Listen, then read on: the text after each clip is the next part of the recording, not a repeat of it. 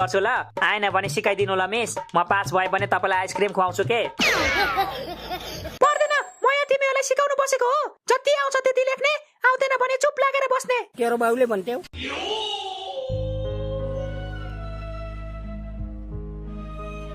Miss हेर्नु न यसले मेरो तन्की तन्की हेरिरहेछ मिस हेर्नु न तन्की तन्की हेर्दा पनि यसले छोपिरहेछ साले तू तिमी अरूको नहेर त तिम्रो कपी खोजिदिनु पर्ने हो खोजिदिनु मिस खोजिदिनु यसले अघिदेखि मलाई डिस्टर्ब गरेको गरेछ मैले के तेरो चाक कोटाइदिएको छु र डिस्टर्ब भयो तलाई के बोले भाइ तेरो सार्न नि नहुने हुँदैन हिजो पढौँ भन्दा चाहिँ एनिमे हेर्दै बसिस अनि अहिले मेरो किन सार्नु पर्यो ओइ तैले हिजो एनिमे हेरेको हो मैले पनि हिजो रातभरि वान पिस हेरेको नि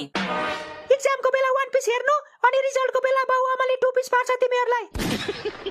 मिस मलाई यो बेन्चमा लेख्नु अप्ठ्यारो भयो पछाडि गएर लेखौँ के को अप्ठ्यारो सबै बेन्च उस्तै त हुने होइन के मिस म लास्ट बेन्चर हो के त्यसैले फर्स्ट बेन्चमा मेरो दिमागले कामै गरेन सडप मसँग ननसेन्स कुरा गर्ने होइन है कम्प्लेन गरेर फेल गरिदिन्छु नि फेरि यस्तो धम्की फर्स्ट बेन्चरलाई दिनुहोस् मिस म त लास्ट बेन्चर हो मलाई त फेल हुने आदत छ ओइ गधाको ज्वाइँ यो टर्मिनल इक्जाम होइन एसई हो यहाँ फेल भइस भने त फेरि 1 वर्ष 10 क्लासमै बस्नुपर्छ मलाई त झन् फाइदा नि 9 क्लासको बहिनीहरू चुवाक चुवाक छन् म फेल भए भने 1 वर्ष उनीहरूसँगै बस्नु पाउँछु नि पहिलो घन्टी लाग्यो है कसैले टोइलेट जानु छ भने जाँदा हुन्छ क्वेसन देखेर दिशा पिसाब नै रोक्यो अब त के गर्न जानु हो मिस त्यसो भए कन्टिन्यू गर स्टार्ट गरेको भए पो कन्टिन्यू गर्नु जिन्दगीमा पहिलोचोटि देख्दैछु यो क्वेसनहरू अबे साले पास हुने जति सिकाइदिनु न हो मिस हामी पास भयौं भने तपाईलाई एउटा राम्रो सर खोजिदिन्छौँ के ओके मिस हामीले यो ठाउँको सबै सरहरूलाई चिनेको छौं तपाईले जस्तो भन्नुहुन्छ त्यस्तै सर खोजिदिन्छौं तपाईलाई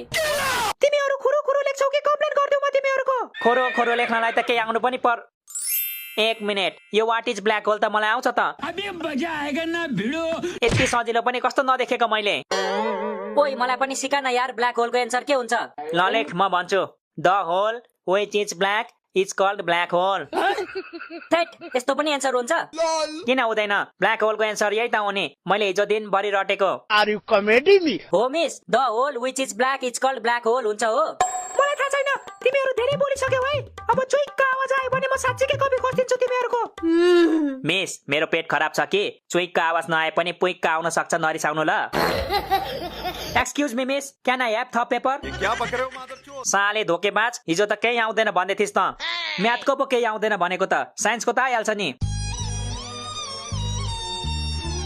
ल्याउ थप paper thank you miss cheating करता है तू मिस मलाई पनि थप पेपर दिनु मलाई पनि सब याद आयो सब याद आयो तैले पनि पढेको थिस् र होइन के मैले ककसको कति उधारो खाएको छु भन्ने कुरा याद आयो भनेको के त्यही लेख्नलाई थप पेपर मागेको कुछ भी ला 2 घण्टी लाग्यो यार केही पनि लेखेको छैन त कसरी पास हुने होला तल अब रिग्रेट हुँदैछ होला के गरिस मंगलले आफ्नै ढंगले नपढी आएपछि यस्तै हालत हुन्छ सिकाइदिनु त कहाँ उल्टै मजाक उडाउँदै बस्नुहुन्छ हौ मिस पनि त्यही भएर समयमा पढ्नु पर्छ समय आउँछ पर्खन्न बगेको खोला फर्कन्न भनेको यही हो केरो बाउले भन्ने होला आज साइन्सको एक्जाम हो के मिस नेपालीको होइन कति उखान टुका सुनाइरहनु भएको मिस तपाईसँग पेन छ मेरो त पेनै चल्नु छोडो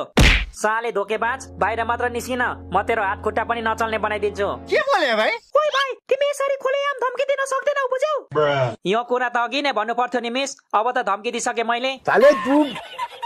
मिस पेन छ भने दिनु न के टाइम सकिसक्यो मसँग छैन त भाइ एसी दिने मान्छे एक्स्ट्रा पेन बोक्नु पर्दैन बोकेको थिए क्या मिस बाटोमा कता झर्यो झर्यो वो अलग ही लेवल का बंदा था कसैसँग एक्स्ट्रा पेन छ भने देउ त उसलाई म त दिन्न यो धोकेबाजलाई नदेन त मैले तेरो मागेको पनि छैन नि अब तू गया बेटा ओए कसैले पनि यसलाई पेन नदेऊ है नत्र यो पास हुन्छ अनि हामी चाहिँ फेल हुन्छौँ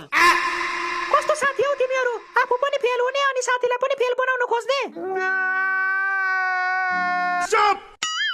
तपाईले 3 इडियट्स हेर्नु भएको छैन मिस साथी फेल भयो भने दुःख लाग्छ तर साथीले टप गर्यो भने त्यो भन्दा धेरै दुःख लाग्छ ओए त चिन्ता नगर यिनीहरूले पेन नदिएर के भयो त म दिन्छु तलाई पेन ला मेरो पेनले लेख थ्यांक यू यार थ्यांक यू सो मच म तेरो यो गुण 24 घण्टासम्म बिर्सिने छैन अबे साले A few moments later. ओए यो पेन त सकेको हो कि क्या हो लेख्दै लेख्दैन त